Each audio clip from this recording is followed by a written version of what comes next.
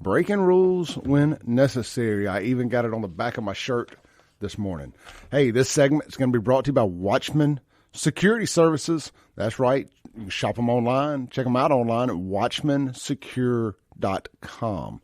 Located, family-owned and located right there in Pearl, Mississippi for 35 years.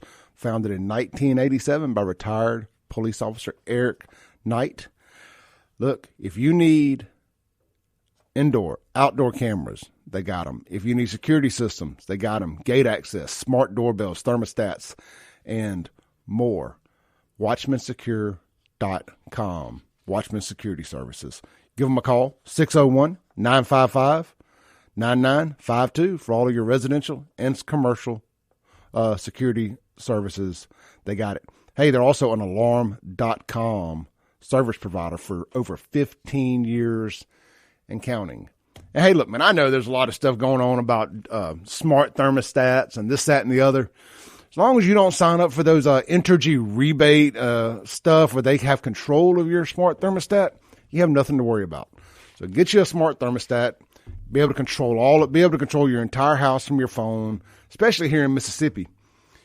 Like I'll leave my air on 73 when I leave the house, and it may get up to 90 degrees on a nice January day. Like, man, I wish I had my air on, or vice versa. Like, man, let me cool it off some before I get home.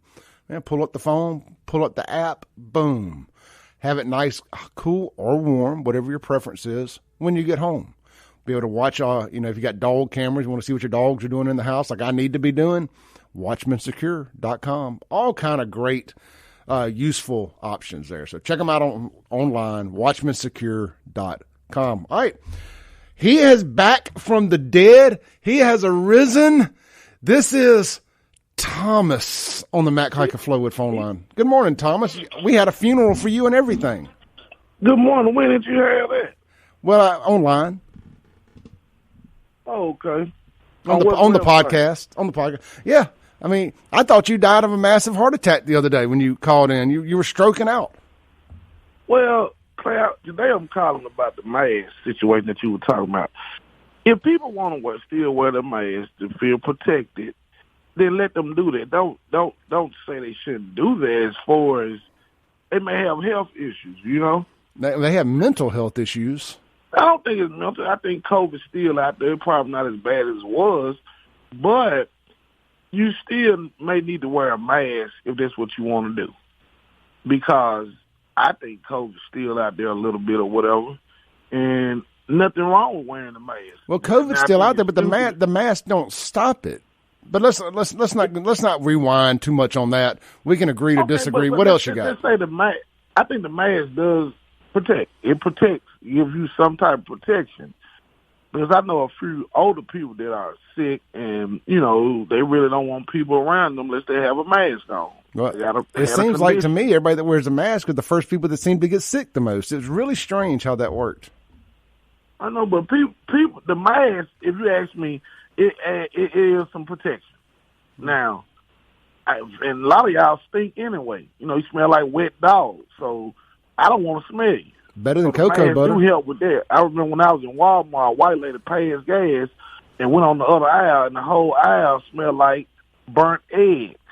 But tell me this. Okay, so with that being said, I was glad I had the mask on because it eliminated the smell a little bit. And I think that was at the Walmart in Richland. Let's talk about this white people smelling like wet dogs. 'Cause I've heard this for years. So do we just smell like wet dogs to black people when we're wet, or just all the time? All the time. I went to this place probably about 3 years ago.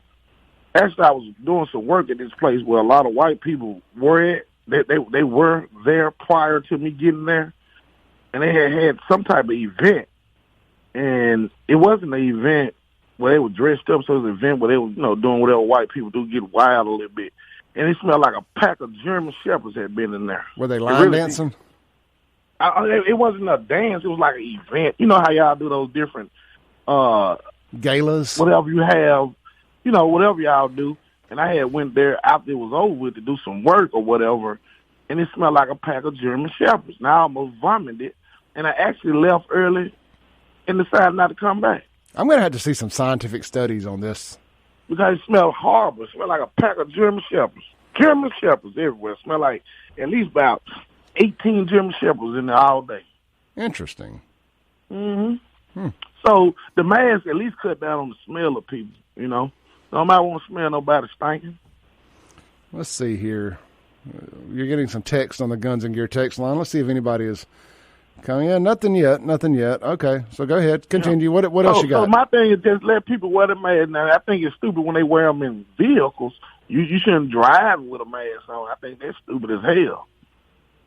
I would agree. All right. Y'all have a good one. All right. So for you that don't live on the internet like a lot of us do, there's this urban legend that's been going around for years now that white people smell like wet dogs to black people. Now, look, the jokes write themselves, but I think y'all get the gist of it there. Apparently, they have very good noses, and their animal instincts have us smelling like dogs. Let's see here. Roger says, I would much rather see a woman place a birthed baby in one of those drop boxes than to abort another child. Just another excuse for Thomas to go home early and not work. Yep, that was on the Guns and Gear text line from Roger. Let's see here. I'm not sure who this is from, but they said, yes, hospitals definitely need to drop it. I work at one, and non-vax folks have to wear them all the time. I'm talking about the mask mandates. Says, I work with stinky patients all day, and the mask does not help hide the smell. Boom! There you go, Thomas. Wrong again. Sylvia's texting in. Miss Sylvia. Says, Thomas is stupid. Yes, we can agree on that. That is for sure. We got somebody who says they're dying in their car, laughing about the smelling like wet German Shepherds. Kevin says, just a reminder, Thomas, today is Toothless Tuesday at the Richland Walmart. Hey, leave my Richland folks alone. Let's see. Somebody says he is so ignorant. He said it smelled a little bit, yet you still smelled the fart. Oh man, off the tracks here. I tell you what, look,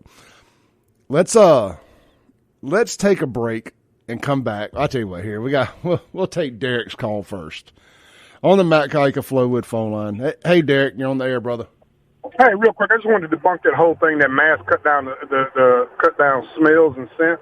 Because even as a veteran law enforcement officer, when we would go to a scene where there's a dead body, we would wear a dust mask with a whole bunch of Vicks salve in it, or Vicks salve on your tongue, to cut down the smell of a dead human being. So he doesn't know what the devil he's talking about. Those masks do not cut down odor.